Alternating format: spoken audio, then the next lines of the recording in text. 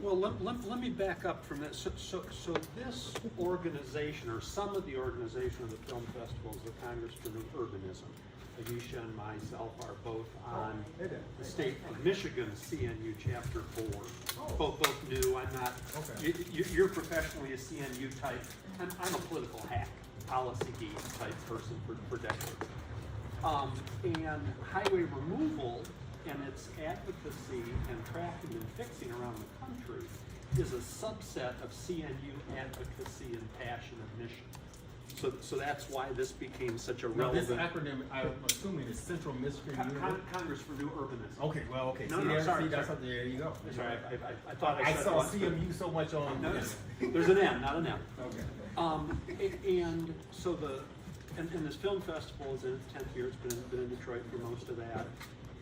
The Michigan chapter has worked on it for a few years.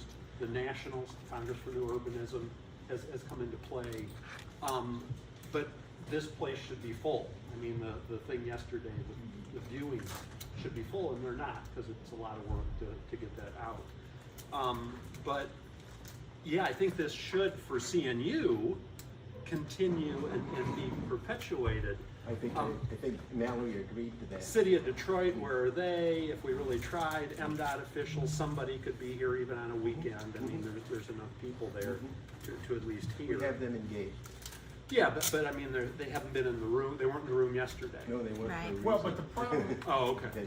I could speak a little to that, a little more pointed, for a couple of reasons. But you're dealing with engineers who have a design plan that's 30% developed, Yeah, and they're their the job bad is guys. to get it to 100%. I mean, that's what they're working towards, is getting this thing to 100%, so they can build it in 2026, I think it is. That process alone will not afford a community input to change the direction of where that's going.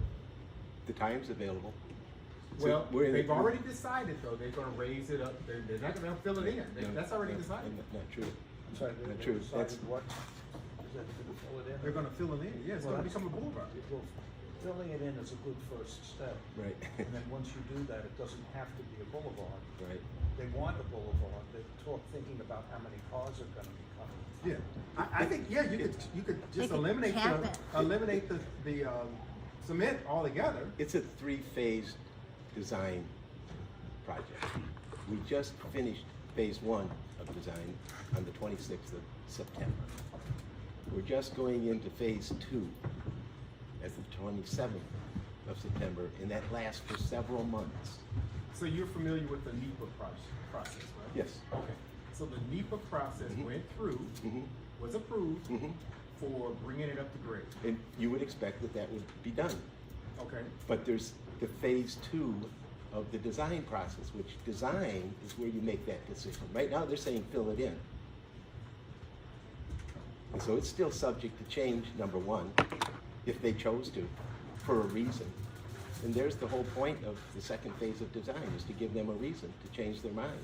Why would you not want to fill it in? Oh, I'm not advocating against that, but what I'm saying is if you really wanted to make a land use Yes. draconian statement, That was discussed yesterday. then you don't put asphalt on top of, a road. I mean, Right. you don't make another road just because it's at grade. I mean, you just make it all green space. Well, you might if you were MDOT.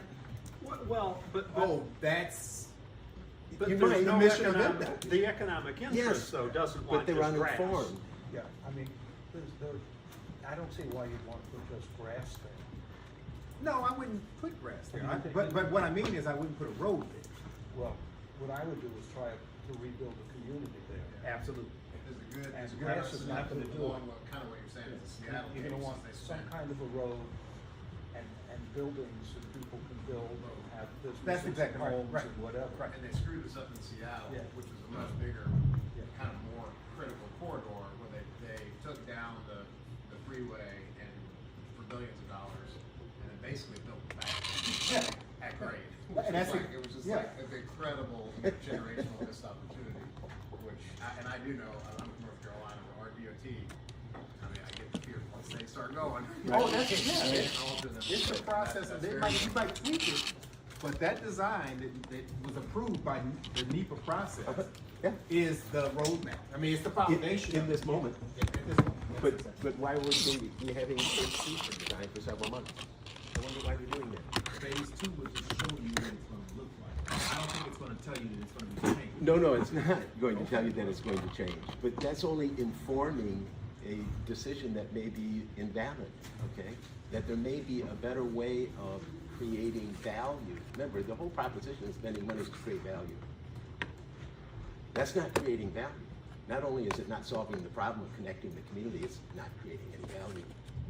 I'm a political hack, and I don't understand how the political influence can't come into what road authorities do. I know it's very difficult. Yeah, But between the governor and the mayor, I mean, it seems like ears could be open.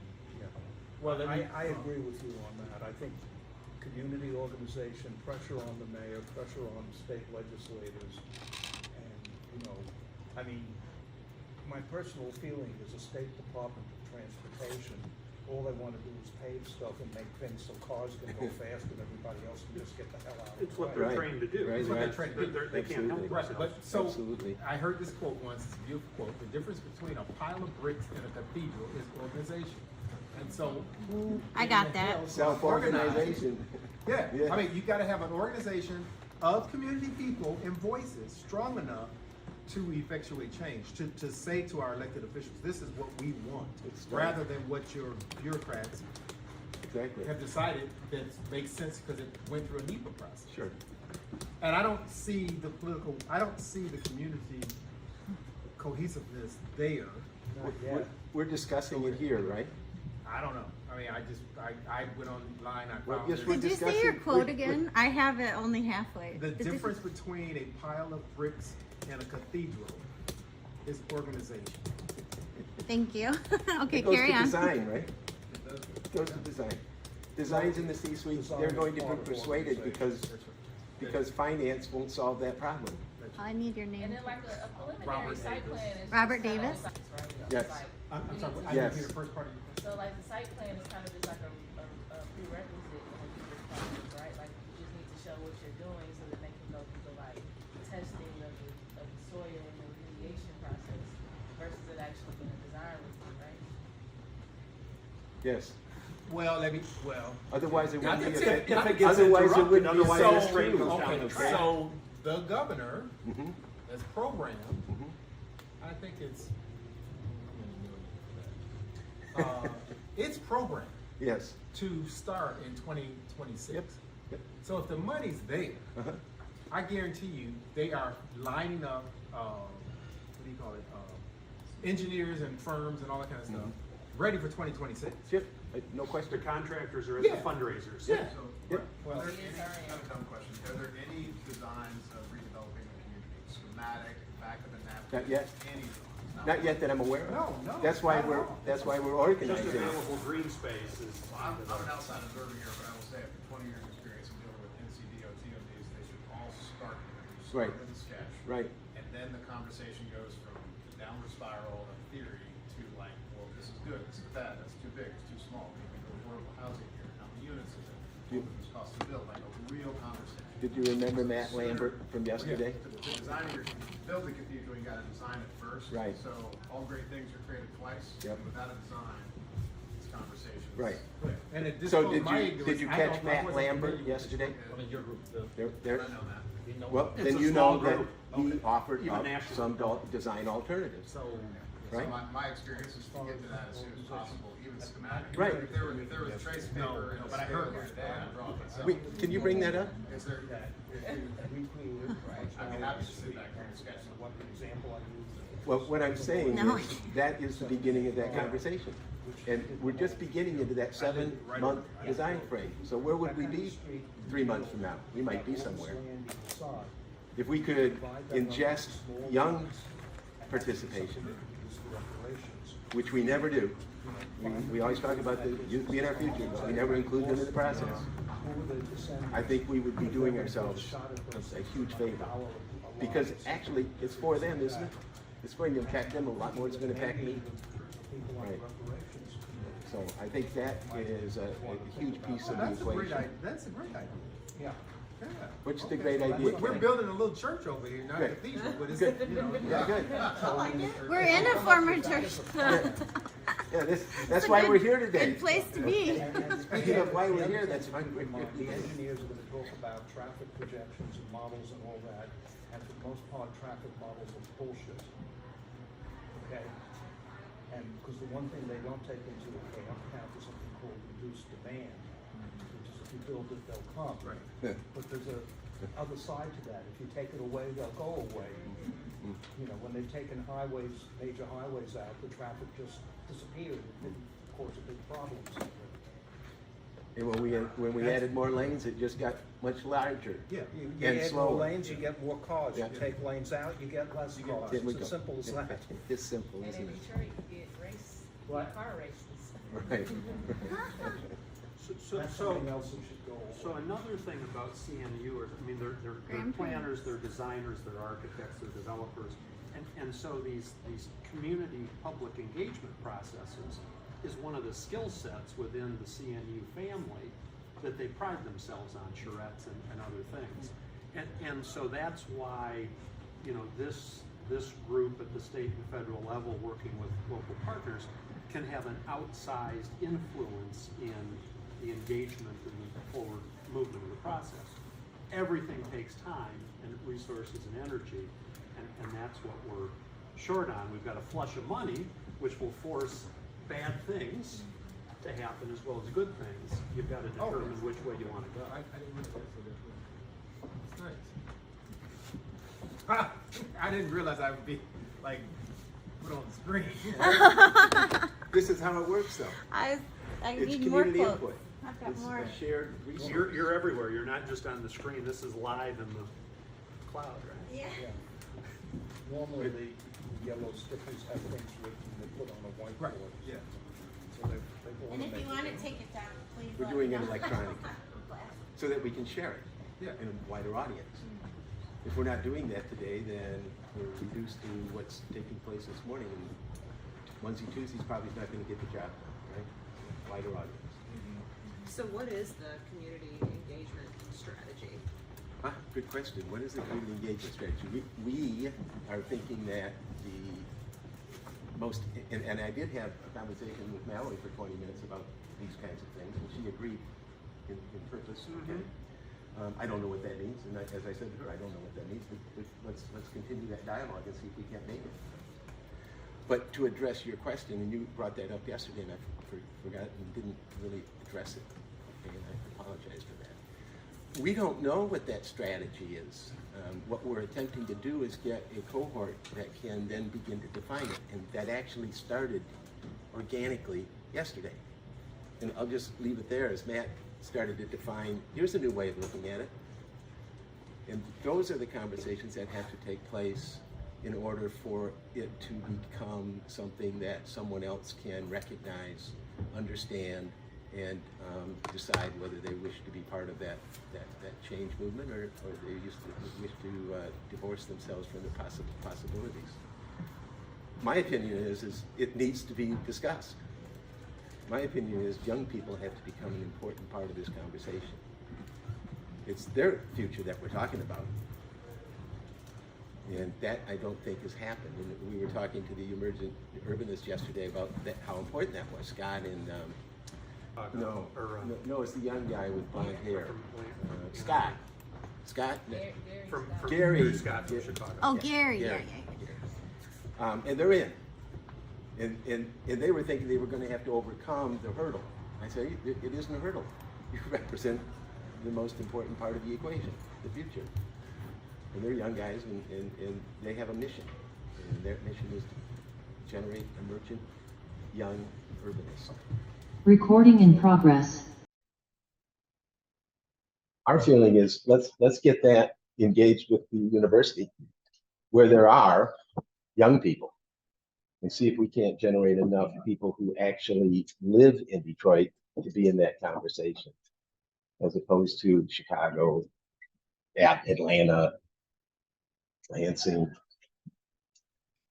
Detroit has a great story going on, and money follows great stories. And it probably has the best story in the country right now with the situation that we currently are witnessing and the possibilities that it represents. And we all know it was in the paper this morning. Where's my paper? What are we talking about? That free press. What are we talking about? This is what we're talking about. This, the congregation, is a great example of one of these. And in fact, two of these. Isn't that interesting? That the congregation represents daytime, where we are now, and nighttime. Unique, because it's the third place. What do we mean by third places? Anyone? What do we mean by third? What is a third place? The third place is not home or the office. That gets kind of dicey right now when we talk about remote working. Home is where I work. I need to get away. And I need to get to a place where I'm comfortable. I can maybe even work while I'm taking lunch or having a bit of something to drink or what have you. But how and what are those attributes which what we're really looking for? People who are doing remote working, so-called third places, are making it a 2.5 place. Mhm. Because the truth, third place encourages socialization between the people there. We agree. And we have a coffee shop now at Woodward and Alexandria, right, Bob? Uh-huh. I've been in there a number of times. Mhm. If there are groups talking, it's people, 2 or 3 who came in together. Mhm. Otherwise, everybody's got their nose in a laptop. This is not where a third place should be. Now, maybe if they stayed open later, people would come in after work. Now, Well- I'm trying, because I live in Midtown, I'm trying to identify third places there. So it's 12:30. Yeah. And we're shifting the focus from our kind of open space discussion and allowing you, the audience, to tell us what we should be doing, to introducing Betsy, the owner of this third place. And she's going to just give us a little backgrounder, talk a little bit about her vision before third places were third places. Betsy. Just a couple minutes, because we'll get into this more after the film when one of my business partners will be here as well. But my name is Betsy Murdoch. I am one of the co-owners and managing partner of the congregation. So I'm the one who handles the business operation day to day. But we started this space. We opened March of 2020, so literally 2 weeks before the pandemic shut our state down.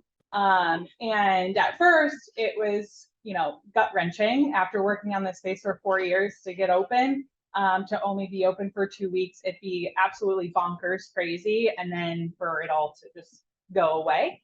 But at that point, we kind of took the bull by the horns and really just wanted to continue being there for our community. And I stayed here, worked by myself solo for 3 months because I just wanted to be a space for people to get out of their homes during that time when they couldn't go anywhere else. And then, the rest is kind of history. And, we slowly started to open as the pandemic kind of lessened and lessened. We shifted and pivoted. And I honestly look back at it and it feels like yesterday and an eternity ago, all at the same time. I'm sure everyone kind of feels that way. But for us to be open now for closer to 4 years is pretty insane to think about. But I think honestly, the pandemic has been more positive than negative for us, because we were so crazy for that first 2 weeks. It really made us take a step back and reanalyze what we were doing and who we were serving and what our mission and purpose was to be here in this community. And then we've just continued to evolve and change and introduce new things over time. This space being one of them. It was a space that we never really had an idea for, other than just throwing stuff down here. So yeah, we'll get into all of that after the film, but just wanted to introduce myself, welcome you all to our space. For those who have never been here before, I hope that you're able to enjoy something from the cafe upstairs before, during, or after this event. But yeah, thank you all for coming. You. Thank you. Yes. And I think Betsy is being very modest with her introduction. The congregation is really an anchor in this community. Like, I've just seen how it transformed into like a place where like the most diverse communities people have come. Between coffee and food and like the house music on Thursday nights in the lawn, farmers markets and other micro markets have come here. And even like distant business owners have sold their pastries and different foods here. So I love the congregation. I come here as often as I can afford. And so yeah, I just wanted to really just add that to You might have earned, If you I might could have add earned that, a- yeah, I'm sorry, go ahead. one more piece. I walked in one day and the mayor was sitting there just having a cup of coffee very casually. And it's a place where, I mean, 20 years ago that was, and you have, tons of security around you. So he felt safe enough to be in this space. So that is a testament to the vision of what it's about. So this is Detroit. Yeah, there you go. No, I just, there's cities, or, there's the three Yeah. cities here in the Yeah. proximity. So this is testament to not only vision, but also built to purpose. If we think about what's happening in cities and we think about what's happening in this building was built for this very purpose. Gathering on Sundays. She's expanded it a little bit. They're here every day. Okay, so Except for Monday. except for Mondays. We closed on Mondays. But just like, the church were. St. James Church. Mhm.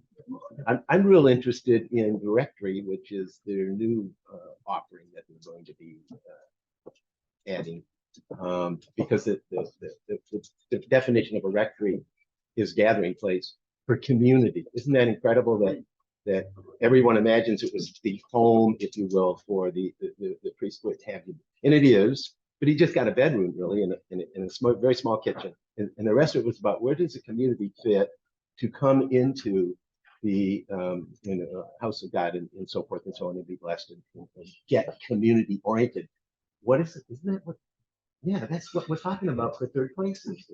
It's just incredible, in which I had witnessed when she first was telling me about her vision. Okay, and it was pre-COVID. This didn't just arrive at COVID. This was rolling in her mind, and then she found her way. And I think that goes to what Fred Kent said in opening night when he was talking about zealous nuts who don't know they can. And I think that's what really moves the needle. And I just happen to be, damned with that proposition. Okay, I have been most of my adult life, and it's really hard to pull off. And yet, you can make those things happen. But it just takes doing and a commitment. And that's why I think we can be successful. Okay? There's enough of a story, number one. There's enough of a history, number two. I think, no, not the history, number one.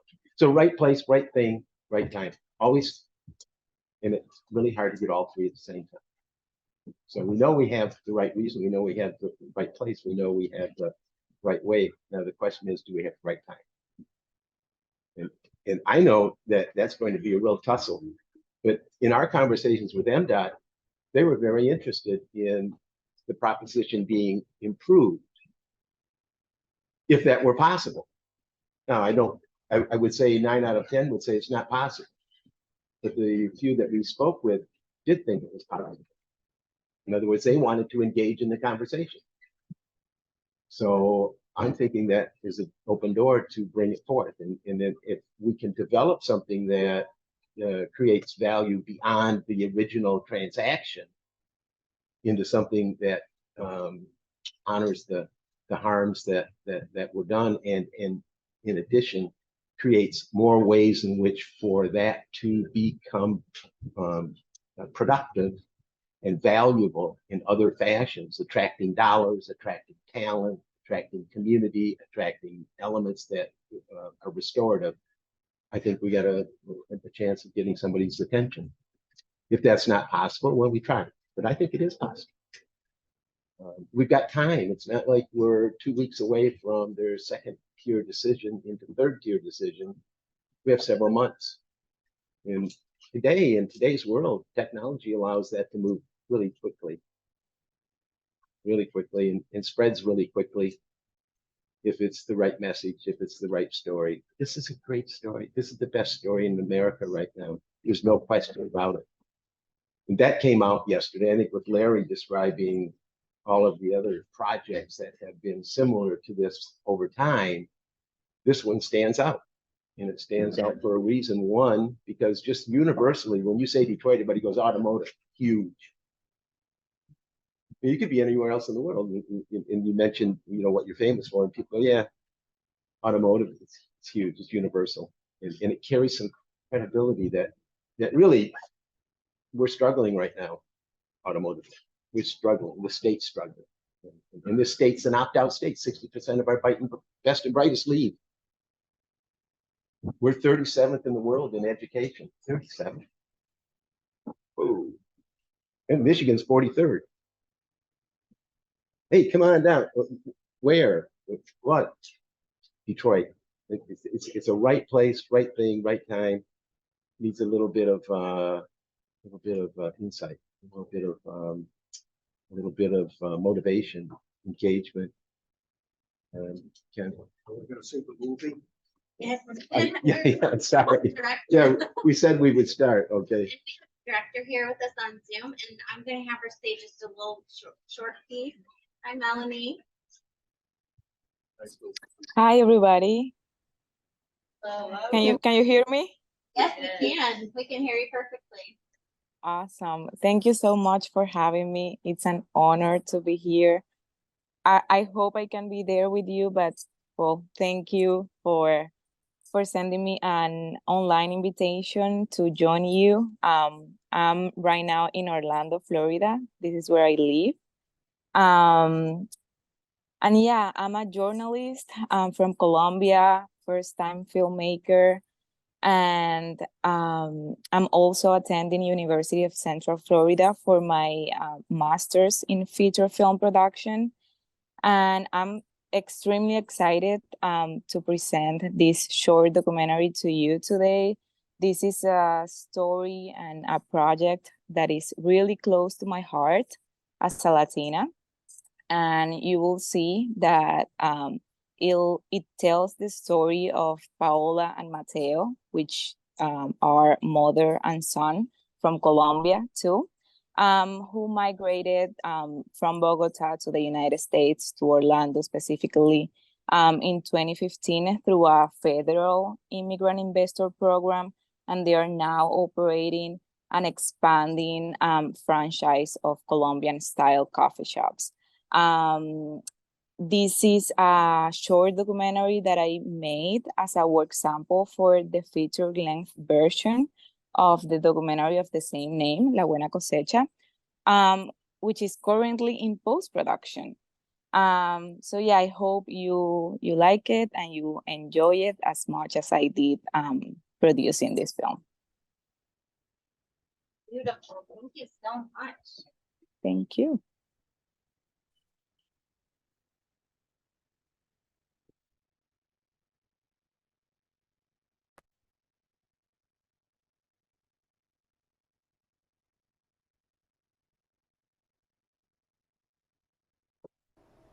Habladores de pastelería listo, caja de tip listo, caja de té listo, servilletero listo, frases de mía lista, chocolate cake, passion fruit, pastry, cheesecake, macarons. Esta es nuestra última lista. Te faltan fundas, te falta la base de el espaldar de la ventana, te falta el gráfico de Cartagena. Chicken empanada, ham and cheese empanada, thick potato, blackberry mousse, red velvet, tablet para la música, agua, servilletero, salero, pimientero, bandejas.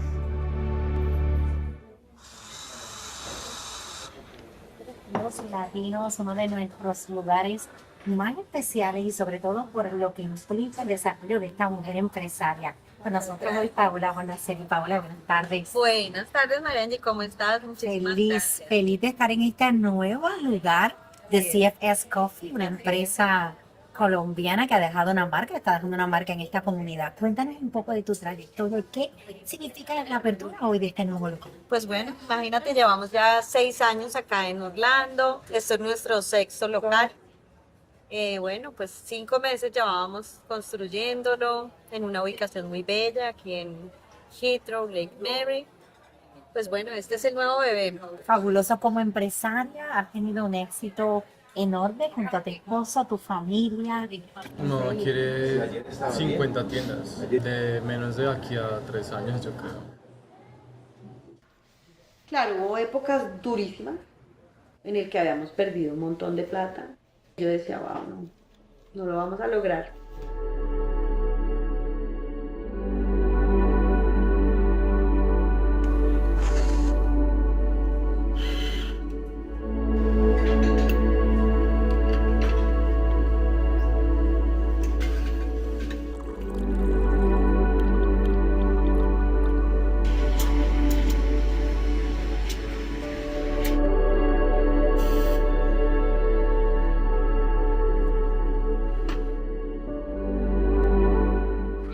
Hola, hijo, ¿cómo vas? Bien, mi amor, ¿y tú? Bien, ¿qué haces? ¿Y cómo van? Súper bien, excelente. Ah, bueno, muy bien, mi amor. Nosotros acá desbaratando cajas y organizando ya. Vamos a dejar listo, organizado todo. Nos dé la hora que nos dé. ¿Y almorzaste? No, almuerza primero y luego vienes acá, mi amor. Sí. Bueno, entonces si quieres ven y almuerzas aquí con nosotros. Bueno, mi gordo, chao. Chao. Ay, Mateo va a venir a ayudar, qué dicha.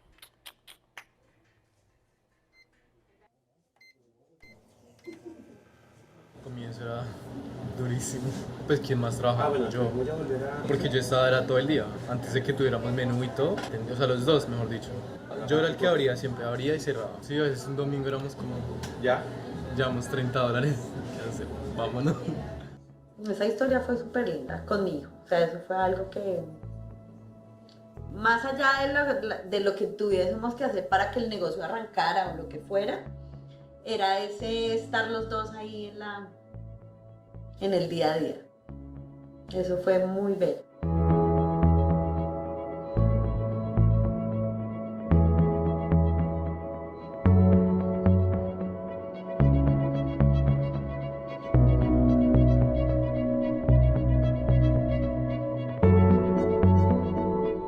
Pues nosotros llegamos en el 2015.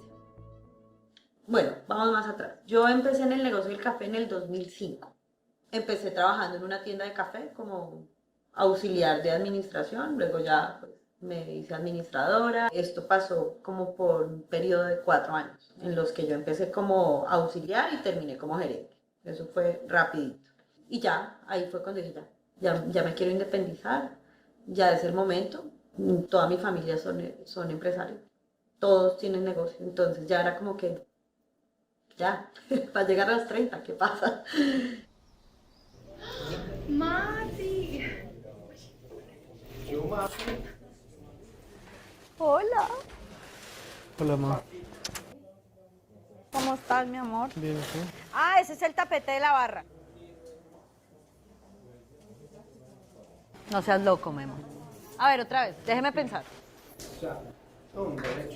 ¿En todas? Ponlo otra vez y yo empiezo.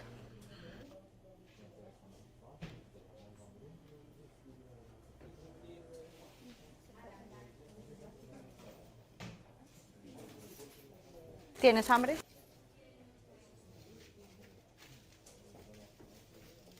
Llegaron anoche directamente importados de Bogotá, Colombia. ¿Cierto, Caro? Caro me los trajo. En esa época yo decía, bueno, ya cuando tenga una franquicia más grande, o sea, grande, yo con las regalías me voy a vivir a Orlando. Porque el sueño para mí era venir a vivir a Orlando. Yo ya había vivido acá en Orlando. Y me encantaba Orlando y me parece la ciudad más linda del mundo. Me he dicho, mi sueño de la vida era Orlando. Y en la época en la que yo vine a vivir acá no pude traer a Mateo. Por tanto, yo me regresé. Me regresé a traerlo, ¿no? Muéstrale a Richard las ventas para que vea. Mira. Mira cómo vamos hoy. Este es Dr. Phillips. Este es Lake Nona, Kirkman, Bueno, Downtown porque cierra más temprano los domingos, es más suave. Pero mira ¿Y Kirkman, Kirkman? muy bien, Ah, ya, lindo. sí. Y mira Nona. Y ahorita sigue Oviedo. Entonces este abre ya el miércoles y luego sigue este. Wow, Nona, qué bien, ¿no? Pero Yo creo que Kirkman también. Este yo creo Sí. que va a superar a Nona. Sí, ¿Y Oviedo qué? creo. Tú prepárate para Buenísimo Oviedo. lugar. ¿Y ya conseguiste el otro local de qué? Winter Garden. Ese es el que sigue, Winter Garden. Oviedo y Winter Garden.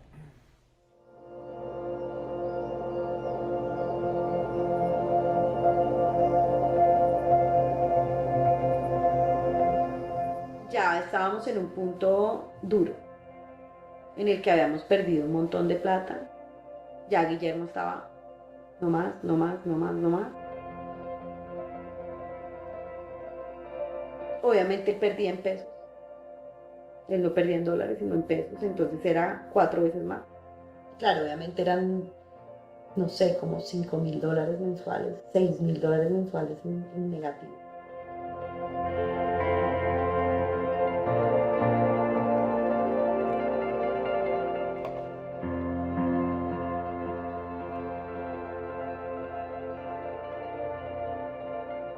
No tenía la visa, a mí se me había vencido la visa. La cita me la dieron para el 25 de julio del 2015. Se me cayeron las uñas de los nervios que yo tenía. O sea, estaba como que, wow, esto lo quiero muchísimo, lo deseo con toda mi alma. Porque además había estado aquí 3 meses y yo me imaginaba la vida aquí con ellos, ¿no? Entonces como que, wow, esto lo deseo con mi vida, que nos den esta vida.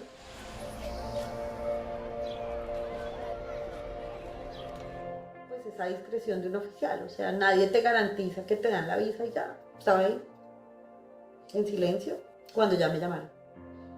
Ya en ese momento dije, ya, vengo por mi visa, fin. Ahí fue cuando entró la determinación y cruzó esa embajada. Llegó, ¿cómo está, señor oficial? Súper segura, y él bien, y usted, excelente. Me dijo, oiga, aquí en Colombia ya hay 10 Starbucks, ¿no? Le dije, 9. ¿Y cuánta plata tiene usted allá en Orlando? Ya, le dije, como $20,000. Me dijo, y el resto, le dije, pues apenas usted me dé la visa, en 3 días la plata está allá. Y yo, tranquila. Luego me dice, oiga, ¿usted no es la señora que tiene un café en Salitre Plaza? Y yo, le dije, sí. Dijo, yo soy súper cliente de ustedes. Yo amo el café y su café es espectacular. Les va a ir súper bien allá. Su esposo va a poder trabajar, su hijo va a poder estudiar y bueno, su visa ha sido aprobada.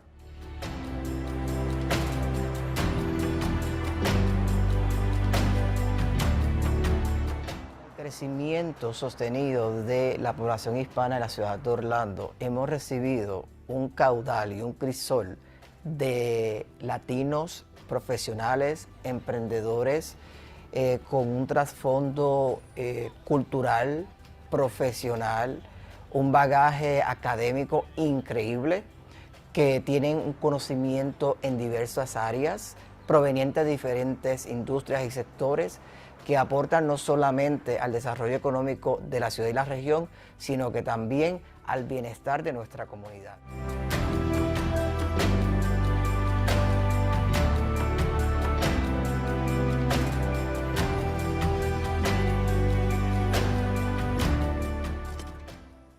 Lo más retante para un empresario latino abrir un negocio en la ciudad de Orlando o en cualquier ciudad de Estados Unidos, primero puede ser la barrera del idioma. Número 2, la cultura y la idiosincrasia norteamericana. Y también el desconocimiento de cómo operan los gobiernos municipales y el proceso de permisos y todo ese proceso técnico. Lo más retante de pronto ha sido como el sistema. Todos los protocolos que hay, papeleos, licencias, tiempos, porque pues definitivamente es súper demorado poder abrir un local, dependiendo pues del condado donde estemos.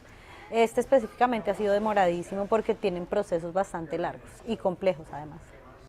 No, we have the tables, the umbrellas, and ¿y qué pasó con eso? They haven't approved them too. Estamos esperando aprobación. Ah, ¿y color o qué pasó con permiso de este? Es necesario Todo. Quiero poner un sticker en la puerta, déjeme ver la foto. Quiero poner un aviso, déjeme ver la foto. Quiero poner un letrero, déjeme ver la foto. Son una terapia.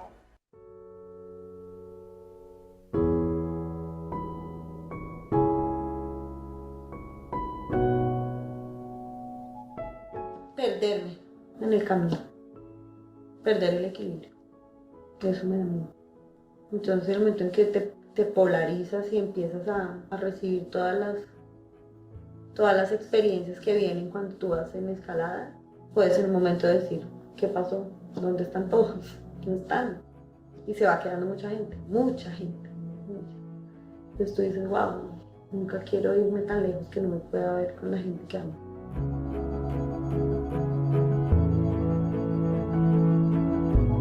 Sobre todo los primeros 8 meses fueron tremendos, pero pues realmente yo me sentaba en una sillita que había ahí en el café, yo volteaba a ver a Mateo ahí desde las 7 de la mañana hasta las 7, 8 de la noche, limpiando, organizando, atendiendo a los clientes, súper querido.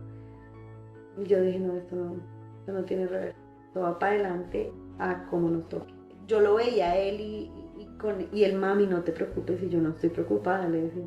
Y el mami, yo te conozco, y yo no, estamos bien, todo está bien. Me decía, ma, confía. Esa fue yo creo que la motivación más grande.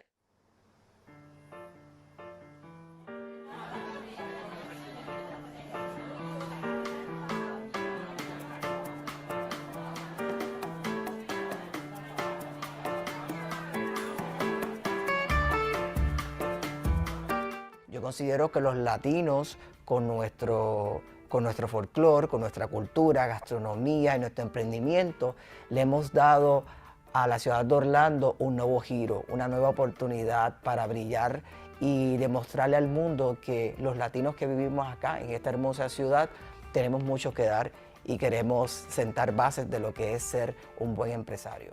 Con el día a día y con el esfuerzo de todos los días, la gente nos ha empezado a reconocer y pues ahorita ya la sexta tienda ya es un gran logro.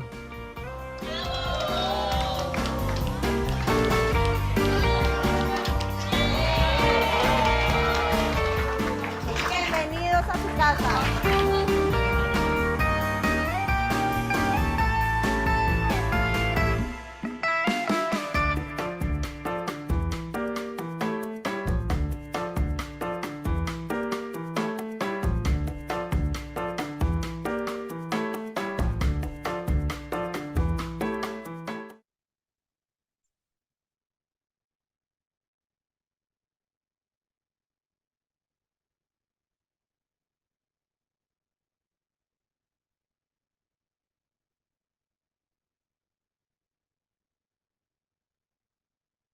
I'm not okay.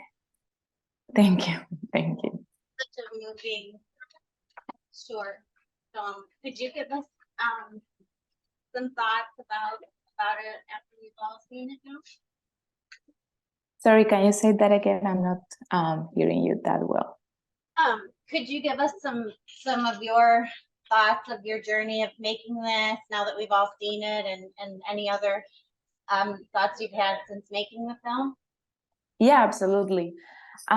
So this is a project I've been working on 2 years now. It's been 2 years, soon to be 3.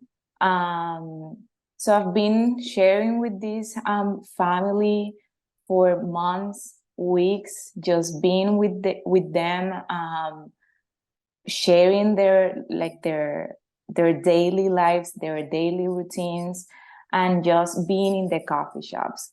And one of the things that I feel proud of is just like being there on a coffee shop that feels so Colombian, so close to my country, to my culture, and just see so many people from the whole world, not only Latino people, but also Americans, Europeans, Brazilians, like so many different people being there and just talking to each other, drinking a cup of Colombian coffee, And yeah, I just feel proud that a space like this, a third place like this, can represent so well what Latino people is.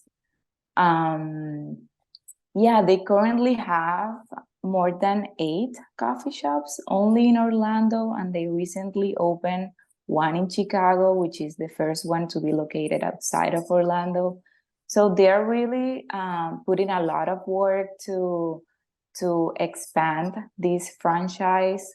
They even say they want to be the next Starbucks. So I'm sure they will continue to open coffee shops throughout the United States.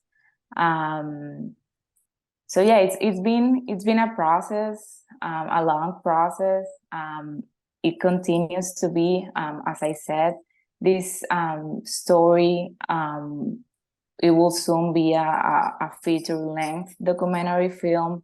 I'll keep developing their story, Paola's and Mateo's journeys, but I'll also include another set of family, a husband and a wife, both American citizens from Puerto Rico, who own also multiple restaurants, each one of them managed alongside their 5 children.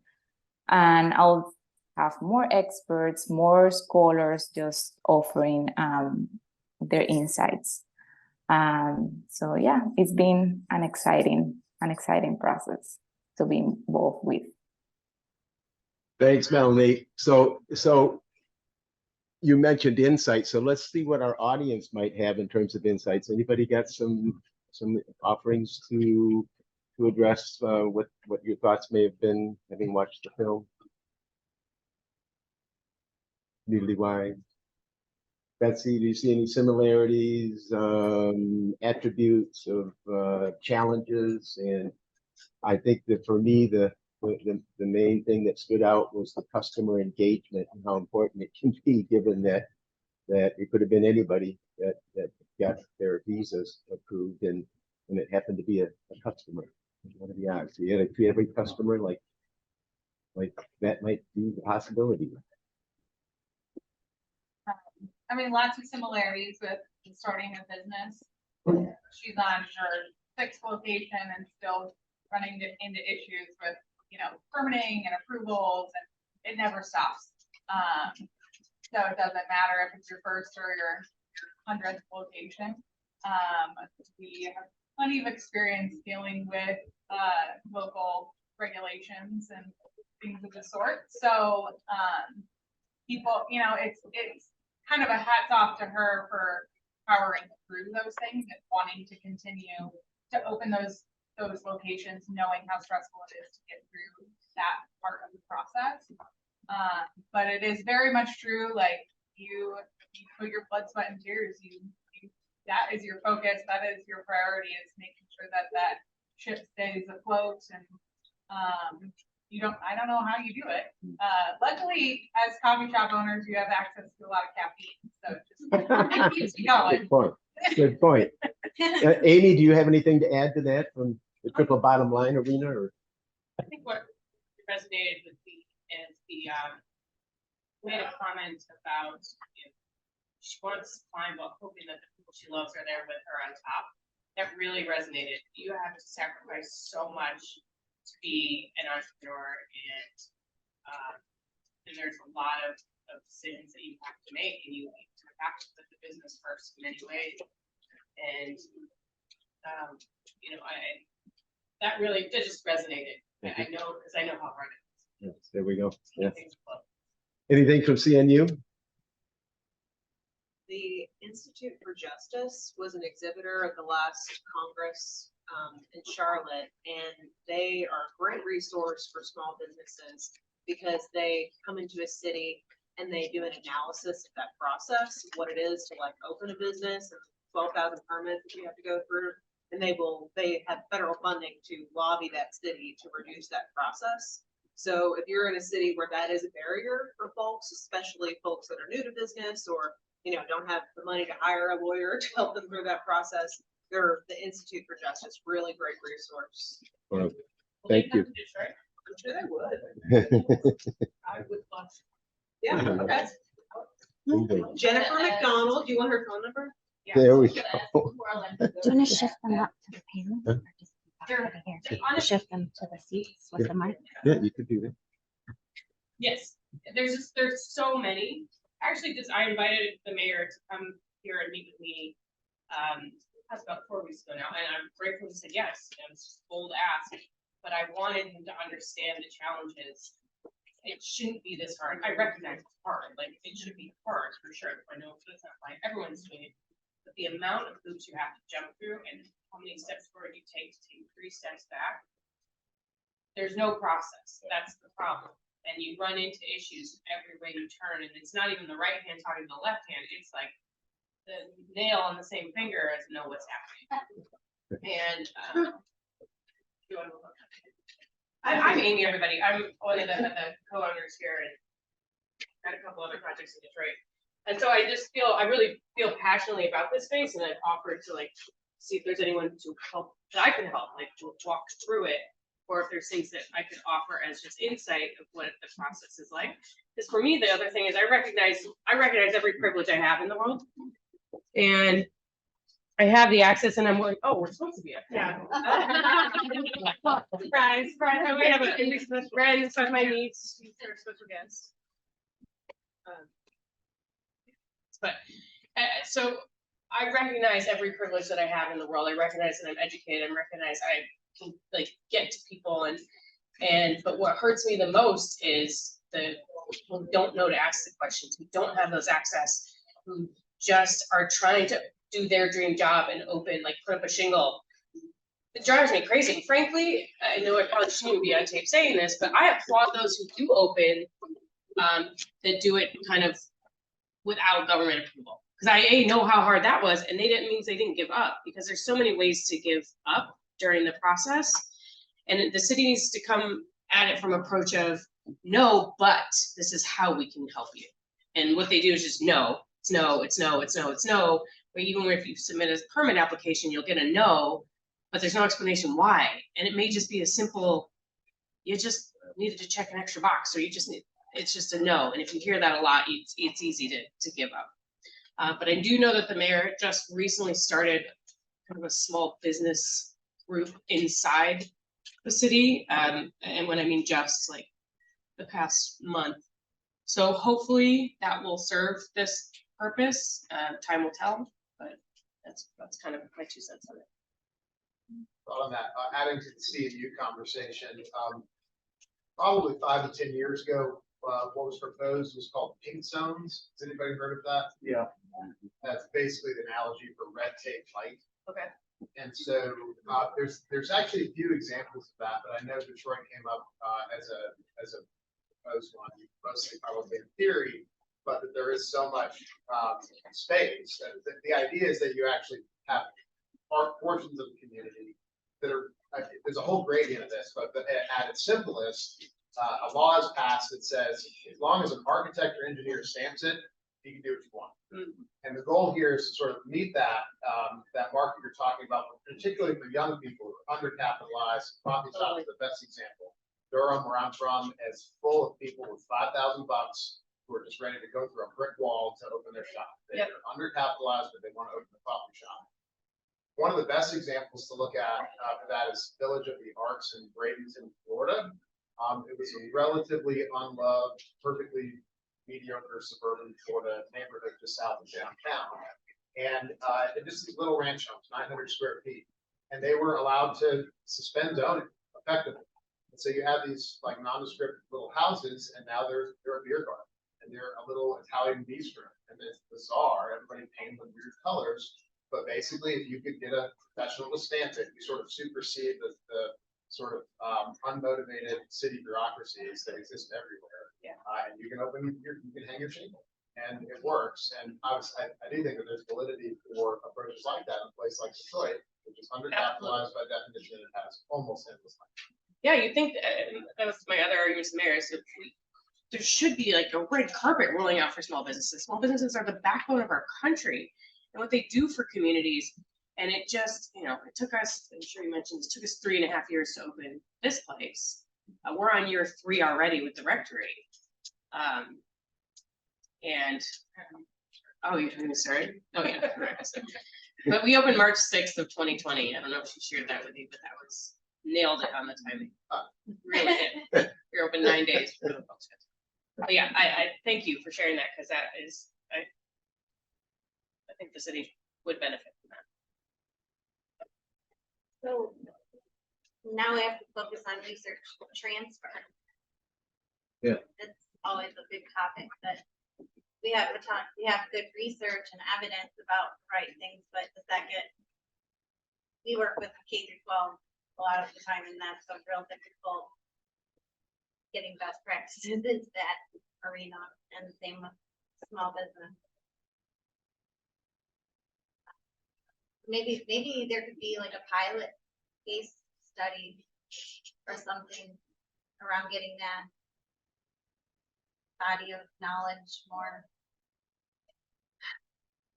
Yeah, so what kinds of things can we take away from the conversation, and what, can we do yes and with, in terms of, and I hear Aaron make the case for the land use and so forth and so on here in Detroit, and certainly we have plenty, and I think this is the classic example of success.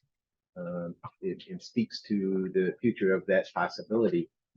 But still, the design and determination of meeting the 3 things that are necessary to get anything done: right place, doing the right thing, hard to pull off. And I think we're looking for other ways in which the community can participate. From our standpoint, we're looking at a journey map up here, and we're kind of, walking through where we're at. The participant experience, you might say, over on the left and the bottom is kind of where we're at today. And we're looking for how we can move our agenda to, the end of the year, and perhaps overcome some of the inertia that is currently becoming the financial stranglehold that everyone's suffering with because of inflation. And which reminds me, how are you guys dealing with that? Is that a percentage of your business?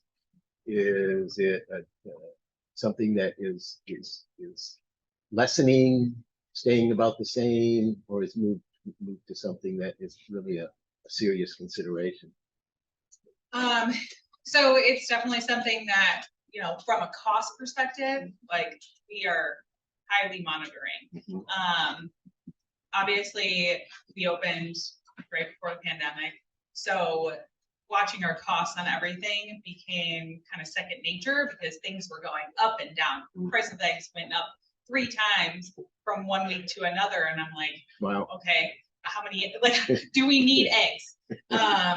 And so it's something that we are definitely always looking at and trying to be more creative with how we're using those ingredients, and how we can be more efficient with staffing, and while still being able to provide like a good quality experience for everyone that comes in the door. Right. It's kind of hard for us to say, like, oh, businesses increased or decreased because of X, Y, and Z, because consumer behavior is so all over the place. It's not predictable whatsoever. And I will say that since the pandemic, I know there are a lot of new places that have opened, so there's more competition. And so we're always just looking at, what can we do different? What's a low cost, experience that we can provide for people. We still continue to offer a lot of free events.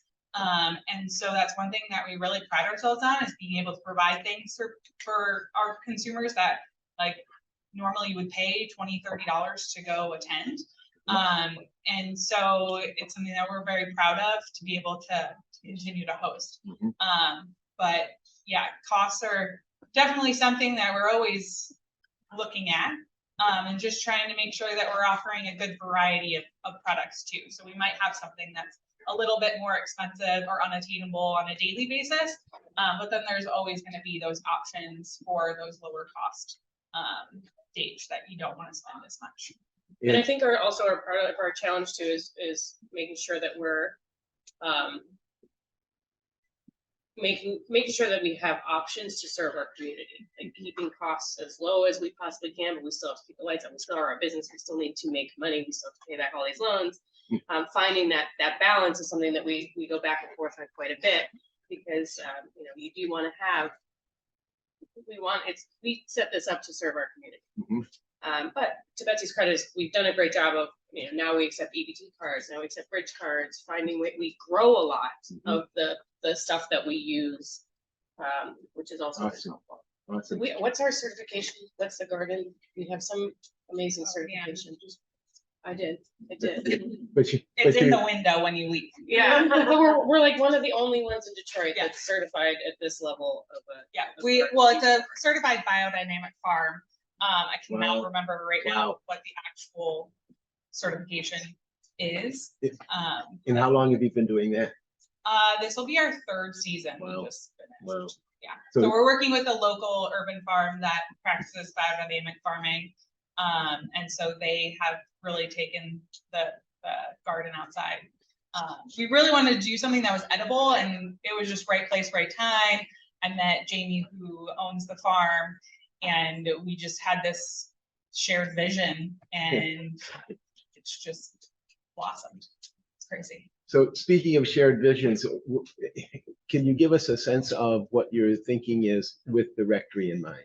Okay, so because I think that's an important ingredient of this conversation. Sure. So I know you guys have heard the rectory mentioned a number of times. I did throw a couple pictures up. I think they're in the lower left, maybe. So the house next door, from our knowledge, it has been vacant for 20 to 30 years. 50 years? Okay, I am way off my numbers. But so this is immediately next to the congregation. We have a shared green space outside. We decided during the pandemic, we're like, what are we gonna do with this house? And so we just sat at the table upstairs, and we're like, what better option than to bring more food, and let's do pizza. So we finally broke ground after a lot of hurdles of getting through, and we are hoping to open probably in a year and a half. So we'll have pizza on the first floor, and then we'll have 2 residential apartments on the top 2 floors.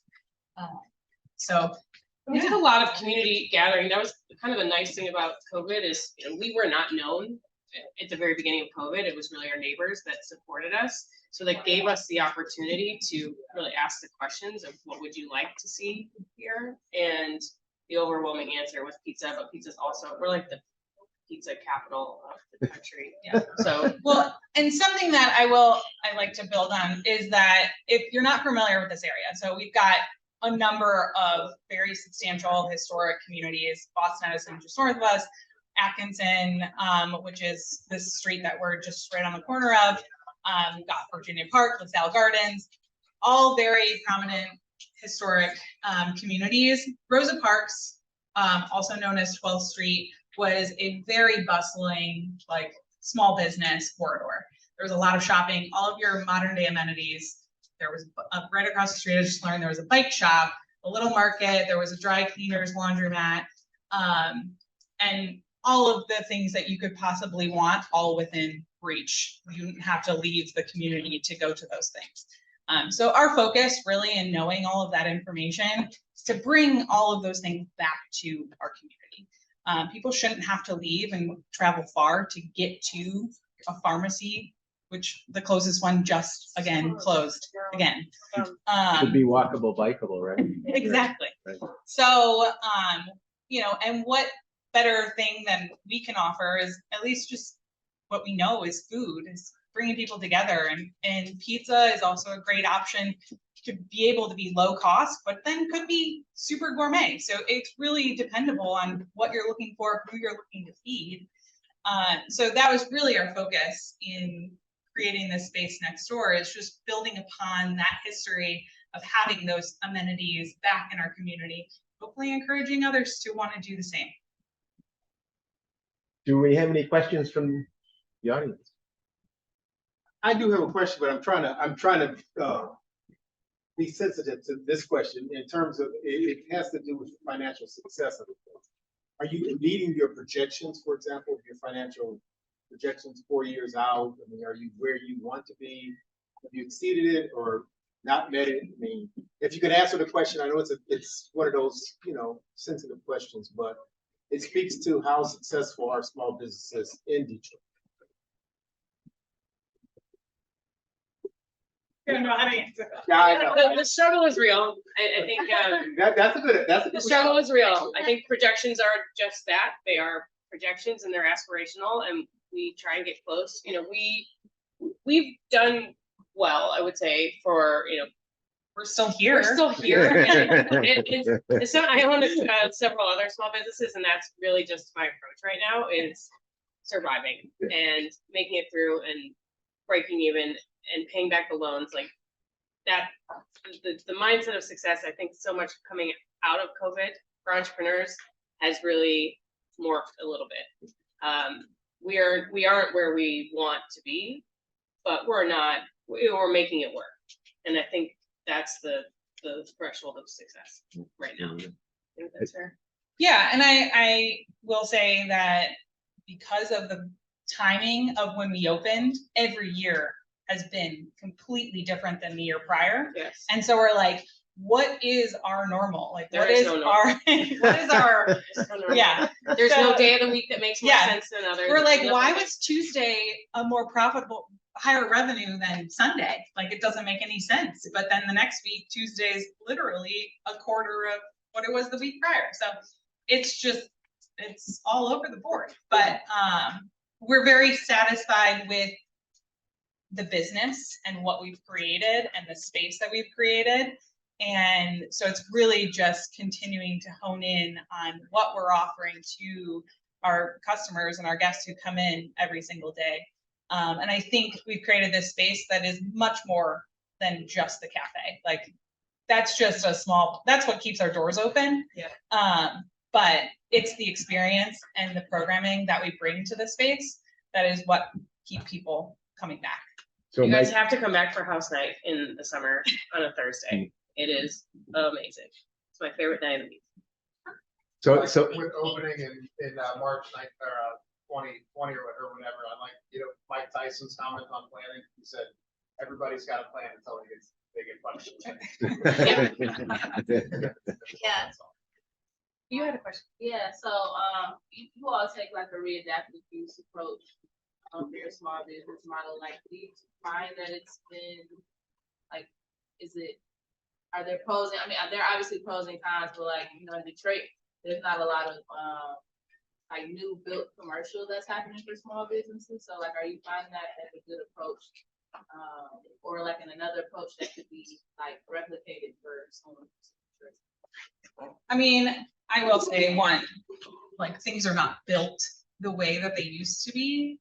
So I would much rather be in an older building than in a brand new one, because you know that, yes, there are certain things that I'm gonna have to repair every once in a while, but like, this building's not going anywhere.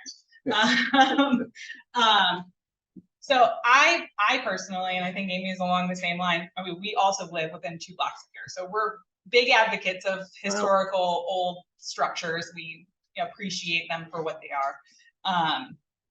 But I personally like the idea of re-envisioning and shifting people's like traditional like vision when they look at a structure.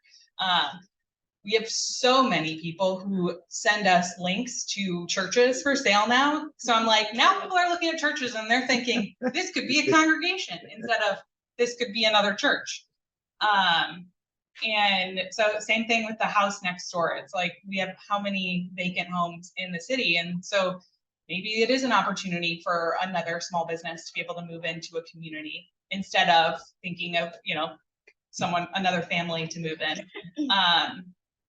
So I definitely respect the idea of continuing to utilize the structures that are here. We have so much beautiful architecture, so why not utilize them? Then you don't have to deal with builders as much. Still, yeah, you still do. I think we have the added fun, and I'd say fun in total jest. We're in a historic district, so we have to comply with historic regulations and color patterns, and there's only so much we can do to buildings.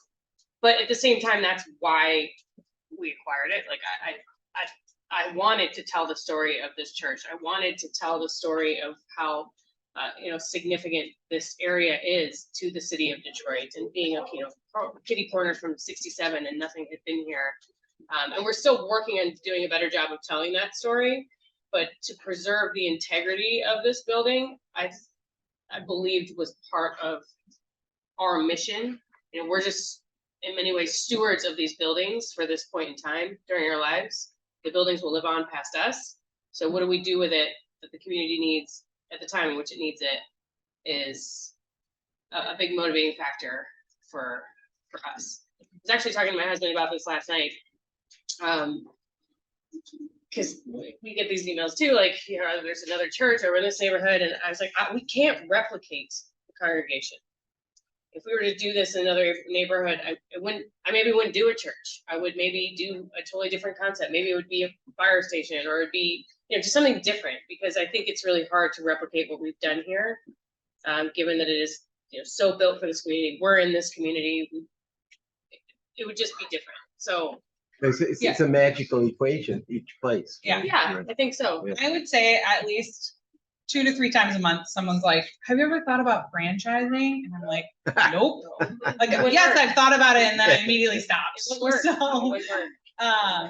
now the idea of creating another opportunity in another community, for sure. But would it be a congregation? No. If it was a church, we'd probably have similar thoughts and mentalities and visions. But I still wouldn't call it a congregation, because it's intended to be specific to that community and what that community needs. And I don't think that you can just copy and paste into another area. Yeah, building on just a little bit of what you just talked before, but I'm really interested in what sparked this idea for doing this, and kind of where your inspiration. Yeah, I'll take this one. So this was my brainchild. I'm the nuts. I'm the crazy one, and I have this amazing idea of coming up with crazy ideas and getting my husband on board. That is a gift that I have. And so we moved into the neighborhood in 2013, 2014, somewhere around there. And we lived here for a year, I'm a very personal person. I like to meet people. I like to meet neighbors, and we realized we didn't meet too many neighbors. We knew the ones that were near us, but didn't really know people in the neighborhood. I thought, we had nothing over here. There's no amenities over here. It was it'd just be nice if we had a place where you could meet people. What would that look like? And at the time, this church was abandoned, and I tried really hard to find out who owns abandoned church in Detroit. Is very challenging. The records downtown are not the best.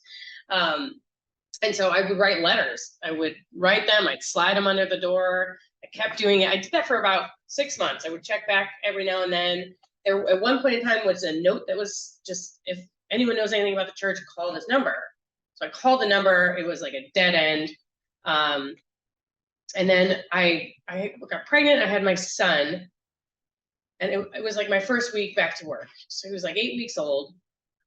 And I live on Chicago. So coming off the lodge, I don't need to take the Claremont exit. I take Chicago to get straight to my house. But something in my gut said, take Claremont today. I said, okay. There was no reason to. There was no traffic patterns, no construction. And I drove by the church, and the doors were wide open. And I called my husband, and I said, hey, if I go missing, I'm in the church. The doors are open. He's like, just wait for me. I was like, the hell I will. I'm going to, I grabbed my son in the arm carrier and like marched in here. And there was a very tall gentleman. He must have been like 6'10". And he was just like staring up at the ceiling, like kind of in awe. And I said, hey, what, are they getting a congregation back together? Like, what? You just want to see these buildings being used, quite frankly. And he said, no, I've been hired to sell this place. And I'm like, you gotta be kidding me. And I'm like, I've been trying to buy it. Like, talk about showing all your cards at once. It's like, I'm trying to buy this place. And he was just like, couldn't believe it, because I think he was brand new to real estate. And frankly, I think he's pulled a short straw in his mind. Like, what the heck am I gonna do with this place? So it was a pretty easy negotiation. What was really important for me is I wrote a note to the church, telling them my intention of turning it into a coffee shop, turning it into a neighborhood community space. It was not going to be a church. I just needed to get that off my conscience. I'm sure there's some childhood religious stuff that I needed to write that letter. And they wrote me back a really nice letter saying that the purpose of what you're envisioning is the reason that building is there, to bring community together. It doesn't have to be associated with any religion. And that was just really special. And then a lot of the, so once we got it all rolling, and it took us forever, what was really cool is a lot of the deacons from the church had actually relocated to Troy. They came to our opening, grand opening, and they were actually using it for a few days before we shut down. But I just thought that was a really cool full circle moment. Wow, what a story. Yeah. Would the, you had a question? Yes, I was gonna ask about, from the business perspective, starting a small business in Detroit, were there tools you were able to tap into, incentives or things like that to help you get off the ground? I mean, financially, yes, we are a big supporter of Motor City Match.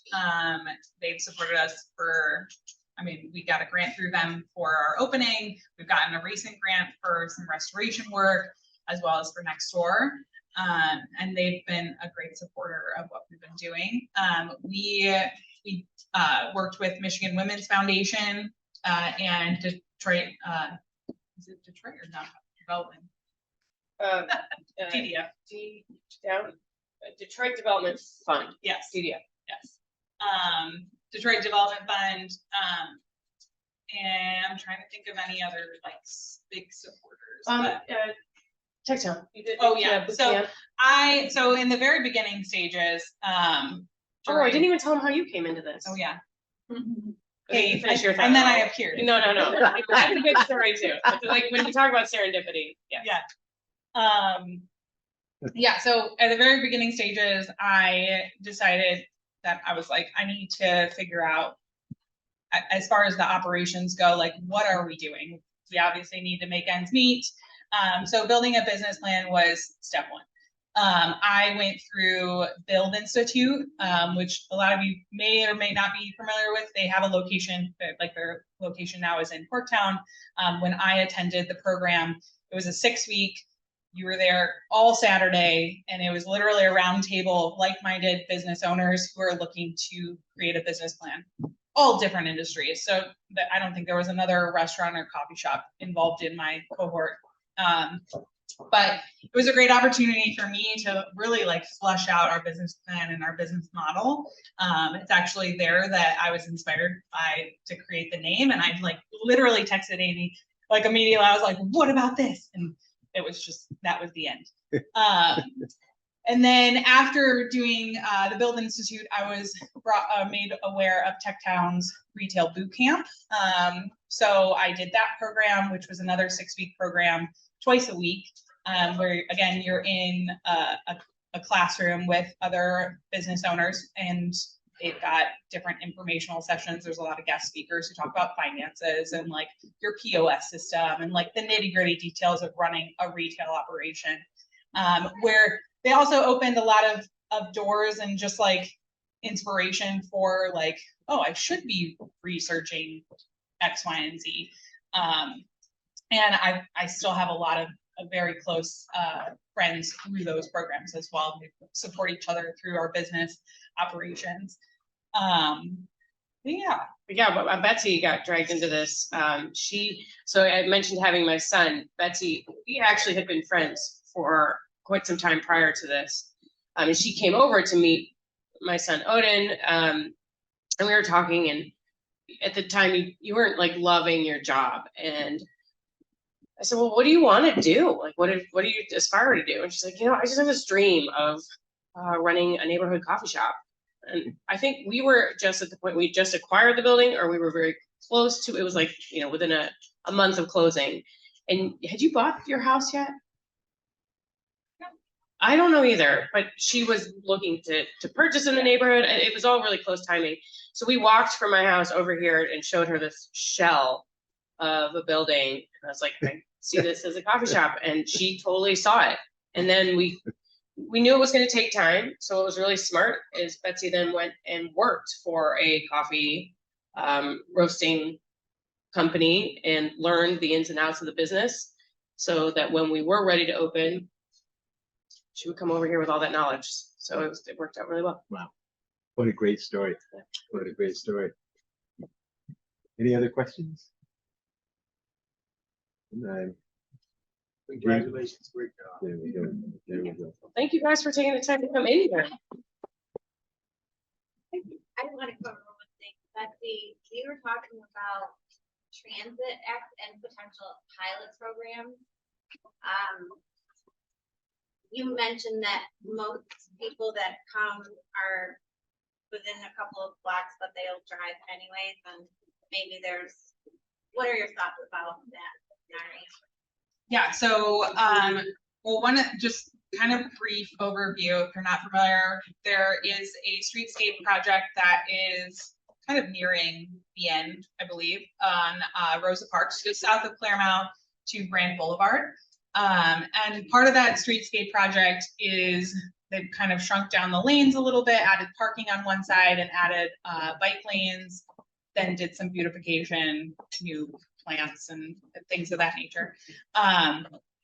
But what we realized very quickly is that Rosa Parks, being that it's not very highly trafficked, because it is a one-way road outside and north of downtown, we get a lot of cyclists. So there's a lot of cycling groups who ride for, I can't even tell you how many miles.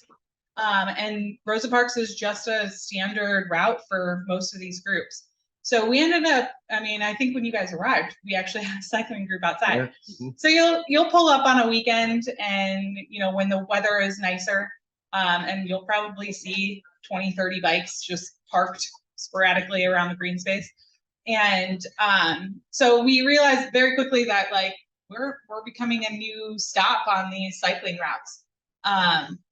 So them adding bike lanes is definitely more suited for, the neighborhood bike, but not a group of 20 to 30 people. But we also started thinking people are cycling, and there's this MOGO. We've talked to MOGO 4 million times, because there's the closest MOGO station to here. If you're not familiar with MOGO, is a bike share program in Detroit. The closest station is to the south of us is Henry Ford in New Center, and just north of us is either Plummer Park or Livernois Avenue of Fashion, which is a few miles from one another. So from the very beginning, Amy and I both kind of went at MOGO from different angles. And so we're hopeful that one day we will have a MOGO station in or near our area, because we do see a need. There are a lot of people who do use alternative transportation, and we definitely see a lot of those scooters, but I know that if there were bikes, there would be a lot more accessibility for people. But we obviously have run into a lot of parking concerns. Most of you probably drove here and realized you had parked in the road. And so we're always looking for innovative ways to encourage people to come out on foot or use their bike. We have a large bike rack in the front of the building. And so we're always just trying to encourage people to use alternative modes. Also because it's just easier. Instead of having to park 2-3 blocks away, if you only live 5 blocks away, then you might as well just take the extra 2 blocks and clear your mind.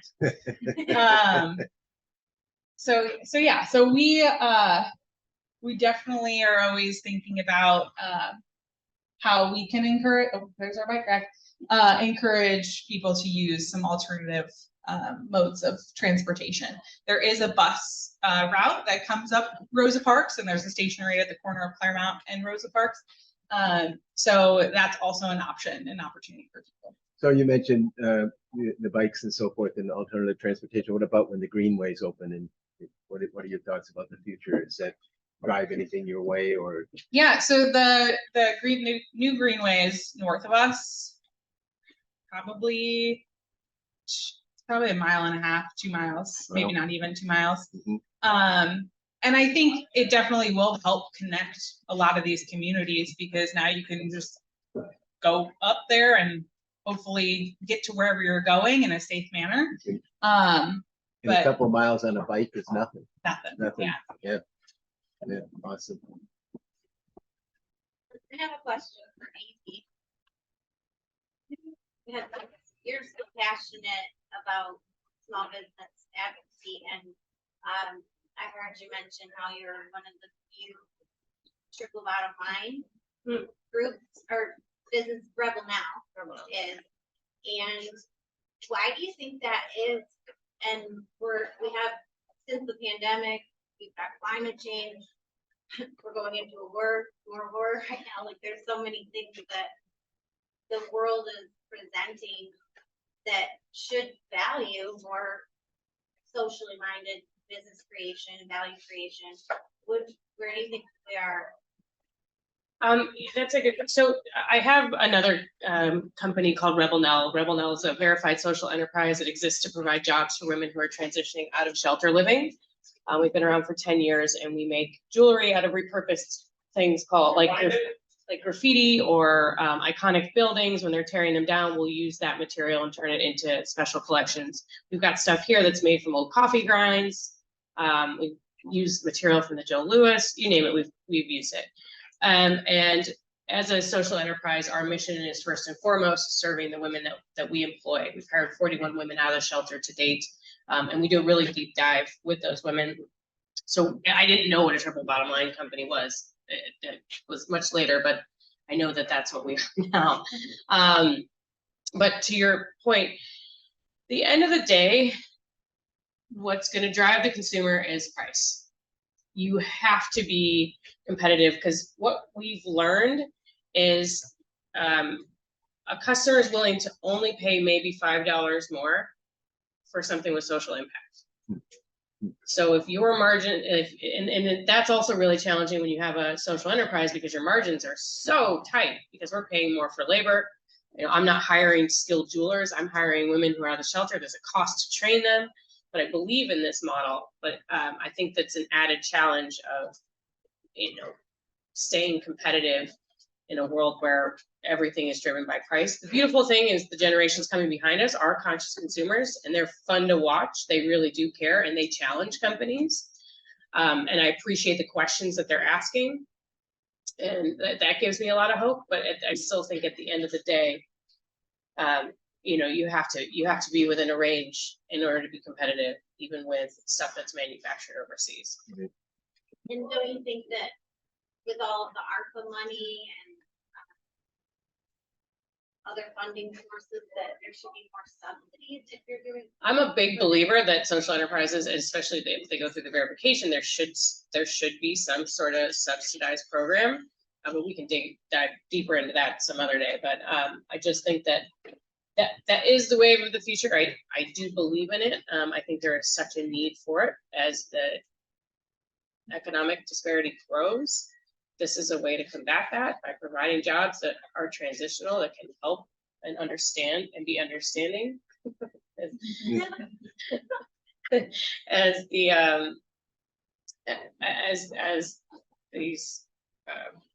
As we're trying to support the people who have been so stuck in the system, and the system's not going anywhere. So how can we as individuals help bring them out? That's kind of what keeps me at night. And the dinosaur. And the And the dinosaur. Let dinosaur. me just ask Melanie, do you have any other thoughts? Yeah, actually, I had a question to Betsy and Amy. Thank you for sharing your story. It's been awesome getting to know all the things you have been through to get to where you are today. This is actually what I do every day, listen to these stories, and I love them. So thank you for that.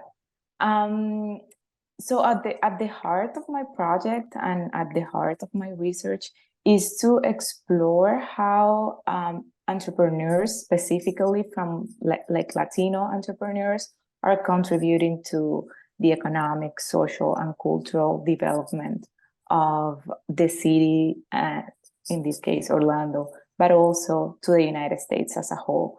And I just wanted to hear your thoughts on this. How do you think, because you are, how do you think you are contributing to the United States as a whole to drive the nation's economy? Well, we'll point out my husband's Brazilian, so we've got some Nice. love in this project. So we can Awesome. but I mean, how we're contributing, it's, you got to take it day by day. I think we have to learn to celebrate the highs, celebrate the little things. And it's hard to think when you've had really challenging days that you've made any impact whatsoever. But then I think it's moments like this where we get to celebrate and share our story. And, I am so much gratitude for, Betsy sitting next to me here for helping fulfill a vision.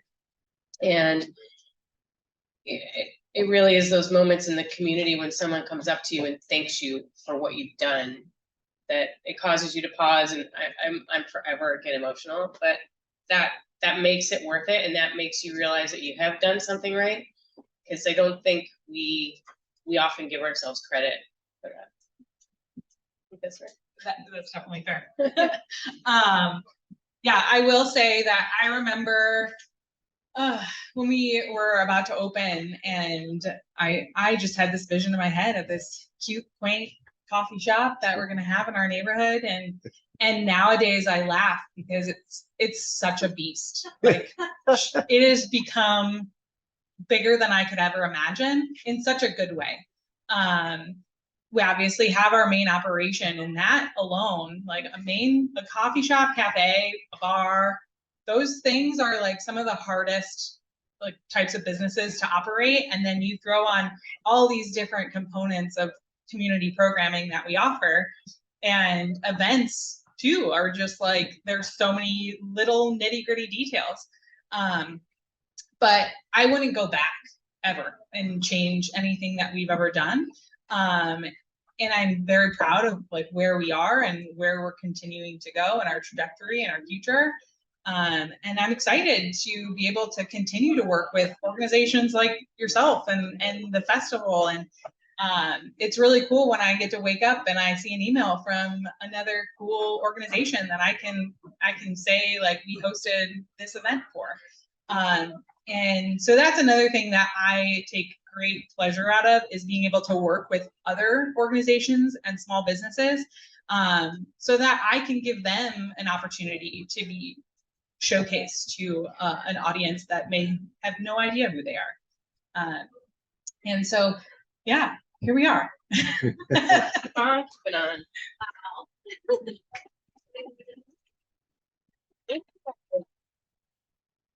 Thank you, Melanie. Thank you. Melanie, we'll look for ways to share again. So Sorry, say that again.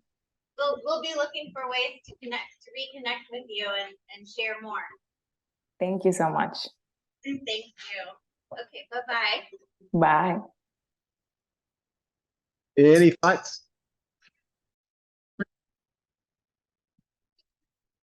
Is invaluable.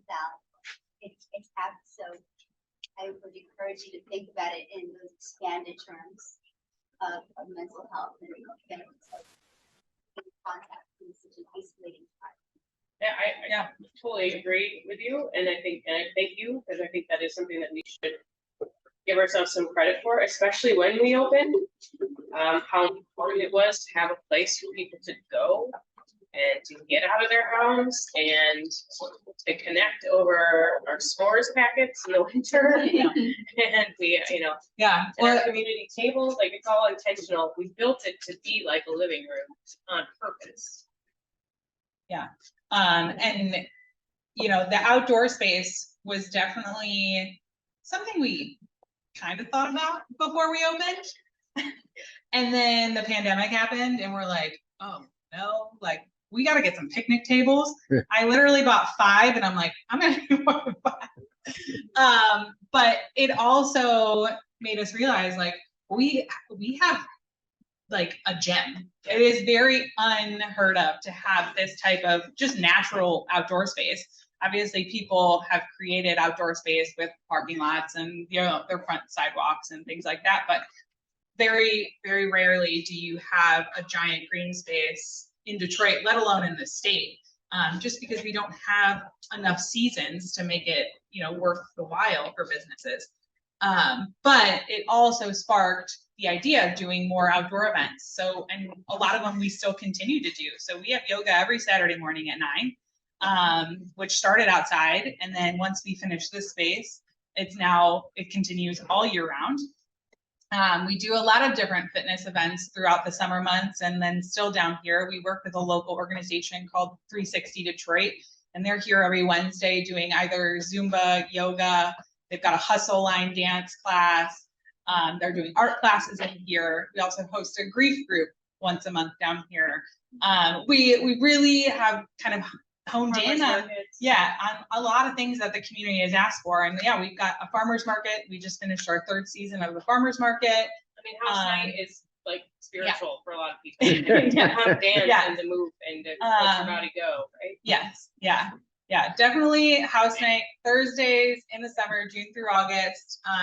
It is wild, but it is just positive vibes like all around. And yeah, I think we know how important it is, especially during that pandemic, that we needed to give people a place to go because they needed to get out of their same 4 walls. Especially if you're a parent, you needed to get away from your family for maybe 5 minutes, just take a little walk, grab a cup of coffee. But it really resonated and has built on since then. We have so many people who have moved here, so many stories that we hear about. Your son's best friend, Ezra. These are like neighbor connections. They live 2 blocks away from each other, and now they're inseparable. So it's really cool to be able to bring people together and continue to do so. And hopefully there's some connections that are made after today's event too. That's all we can really do and hope for. And speaking of connectivity, do you have a follow-up? Yeah. She does. Yes. Yeah, so again, I think you all are being modest. And I know you may not see things that are happening, but business transactions are going through the congregation constantly. I've come here and found tenants for like multifamily units that I have, and I've seen artists come and do things here. So it's really a economic engine and an incubator. And they model, I can see how Tech Town is kind of just, doing this thing in this space, but I think maybe it would be good for you to take inventory of like the business incubation that's happening. That's awesome. Thank you. You're right. Again, I think we're trying to do a better job of celebrating more events. You can take it from us because we're both very guilty of this, but we feed off of each other sometimes. For every like 20 positive comments, like that one negative, we will go back and it's forth. like weeks. We're like, how do we fix this? And it's like positive but extremely negative for us, or like hard on us. Very personal. Yeah, because we put so much into building this space, and so like that one negative, it's just like And that's on us. Yes, on us. that's our own. There's 99% positive things that happen here. So thank you for the reminder. Can you just stand at the Yes. front door Yes. and just greet people? We're producing jobs now. So, and speaking of that, I wonder if the connected proposition, because of the funding that's in mental health. Have you looked at those kinds of revenue streams? You're doing it. Oh, you should. You're doing it. Yeah, maybe. Do you know about those? The revenue streams that are out there for revenue from the federal government for mental health, particularly for education and young people? Something to think. Yeah. Yeah. I mean, we do a lot of groups and support Sure, work here. you're doing it already. Yeah. I know. Okay, and we don't recognize what those funds are for when they say mental health, Right. right? You're demonstrating mental health right now, Yeah. right? Yeah. And you're doing that on top of, on behalf of. There might be a return on that because you can't find that, generally speaking, in community. You have to send them somewhere. Yeah. They have to go somewhere, to a school, to a third party support that charges an arm and a leg in a lot of instances. And really, it's not motivated by hope. It's motivated by dollars, which is a big difference in the delivery model. It's a thought. Anybody else got anything?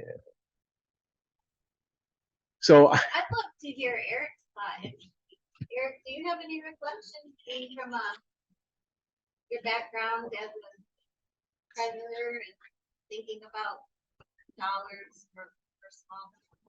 My pondering has been as I'm coming down the stairs, thinking about the farming work that you do and what support the system provides to that entrepreneur to be able to supply you with your needs. And I'm a farm boy from a small village, Stockbridge area is where I grew up. And something that has stuck with me, because there's this urban-rural divide within food culture also, is one of my friends, Terry Dancer, from the Dancer fashion thing 100 years ago, came out to the farm. We walked down the lane to a field, and my brothers at the time were growing potatoes. And this is this kid from a 1,200 person town in Stockbridge. He didn't know that a potato grew underground. And so the notion that we understand food in a big city, let alone a small farm, it just is such a way to build community. You're doing that here in so many ways, obviously growing and those type of things are out there. But it just seems like that would be a very powerful support network to feed into the work that you're doing. And land banks in Genesee County and Ingham County and Wayne, Detroit, try to do a fair amount with that. It's a good way to use land rather than growing grass. You monetize it into something that can engage people and feed them, nourish their soul in many ways. Are there models that you use with the land bank? Well, I mean, Detroit is one of those. Detroit is one of those models that gets talked about a lot around the country. Flint and Detroit is still the largest owner of property in the city of Detroit. Is the city. Yeah, I mean the land bank still has 74,000. Which is money. I mean, that's crazy. No other city is like that. It's wild. The rectory was a land bank property. Was it? Okay. All right. Cool. Was it auction or it was like Auction? We got really lucky. Nobody wanted it when we did. Oh, good question. I wouldn't have thought about that with a realtor in here or somebody in there. Maybe it was putting land bank. How do we get rid of this one? Other thoughts? I mean, the one thing I'm going to throw out there, because I think it is important to talk when we talk about Detroit. Detroit's so unique, and this even kind of goes back to your point about projections. It's so hard because Detroit is very much like Field of Dreams, if you build it, they will come. And that is something that's hard to tell funders that. It's hard. Nobody wanted in on this project. We had to convince people left and right. You're a zealous nut. And there's also this kind of, you know, in Detroit, I'm sure you can appreciate this too. Coming soon was like the joke of all time. Nothing like there were signs all over the city and they never came. So I understand why the city put up a lot of the barriers that now are prohibitive, because developers weren't getting it done. You had a lot of outside investment coming in, buying up properties just to sit on them. Like there's so much money that came in from China just to buy land grab, and then they never developed anything with it. They're just, and that hurt us as well.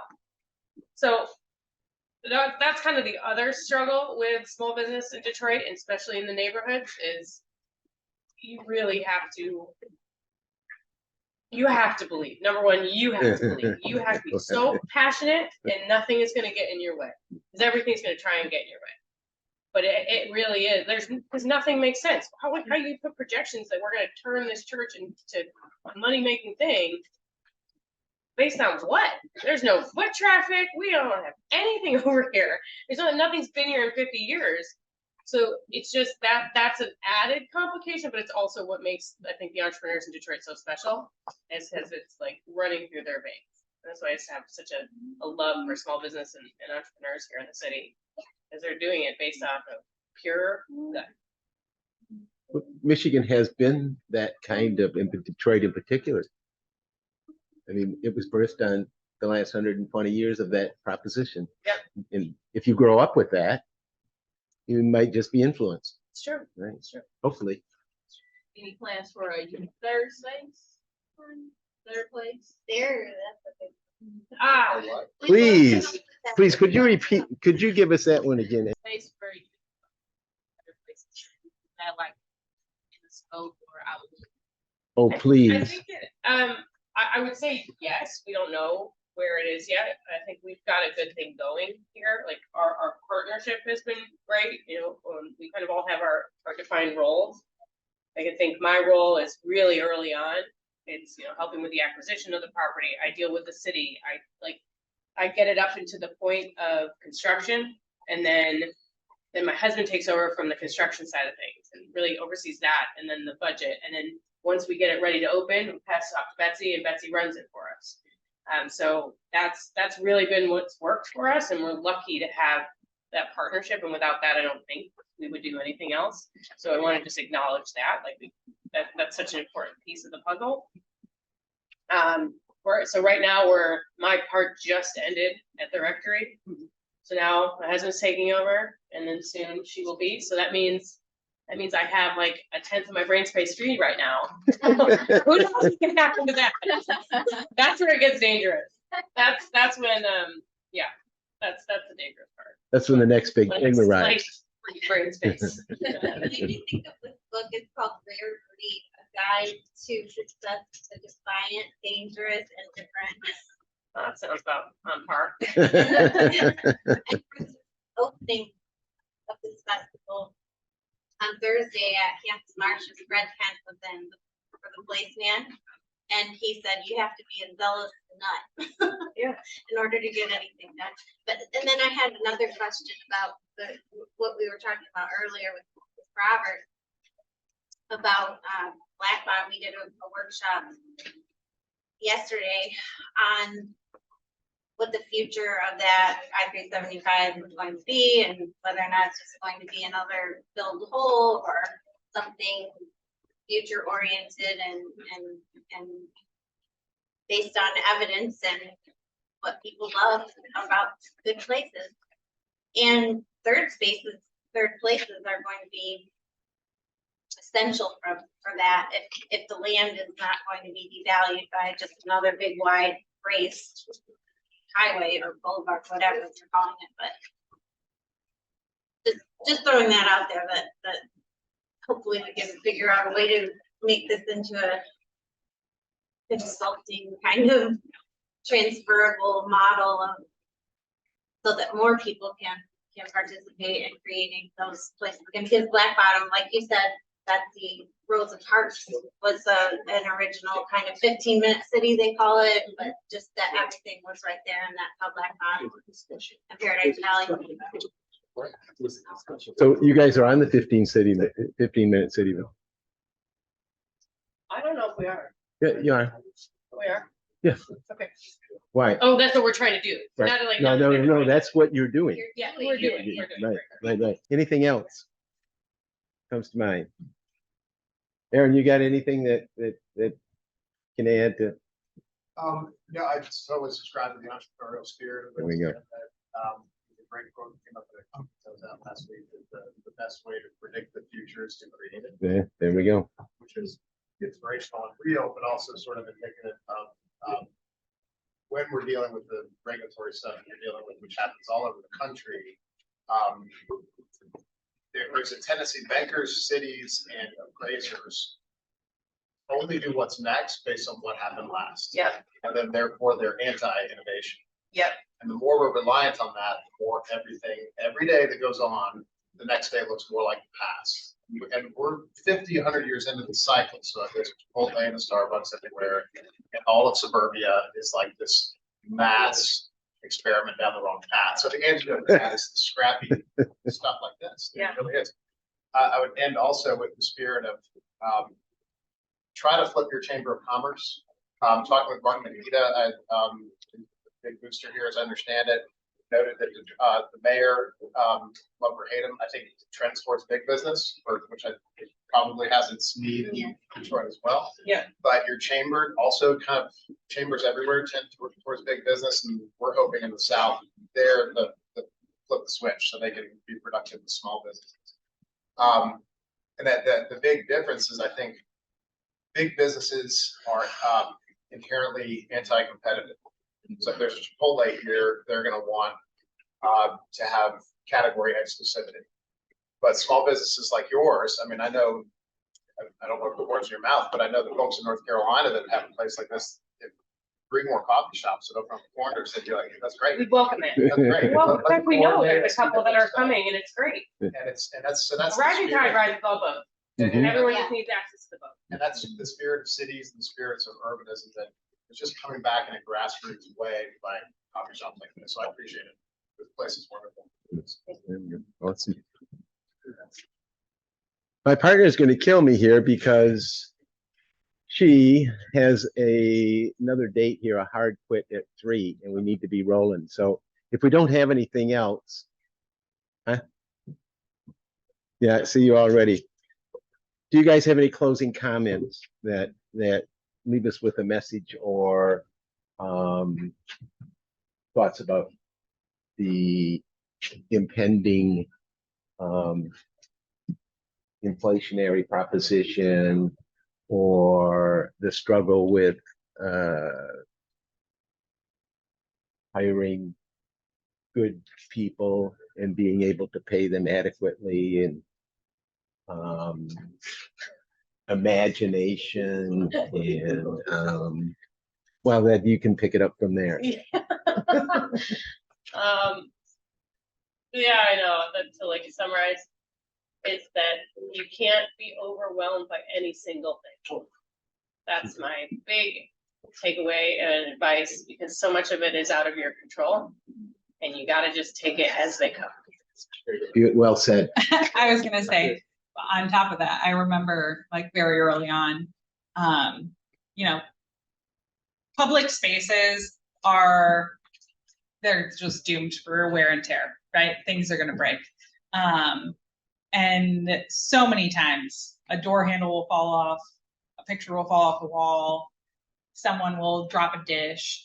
And like probably the first year of business, it would keep me up at night, because I'm like, people are doing this to me intentionally. They're clogging my toilets. My husband's having to come here to snake drains. I'm like, I'm bringing this all on myself. so now I get a phone call at 9 o'clock at night and the toilet's clogged. I'm like, that's all right. All right. Next. Let's go unclog the toilet. And yeah, I mean, it's just like, you gotta kind of just roll with it. being a small business owner is just like, there's always surprises. And I think it's just how you handle them and you move forward. And those little things cannot hold you down, other than the negative comments, of course. That's the one thing I can't get past. But yeah, it's really, I think it also just, it stems from, you know, if I can power through it, then my team can also power through it with me. Because we definitely are a reflection of what they're feeling that day. Check it out. All right, so going once, going twice, sold. Thank you. Thank you.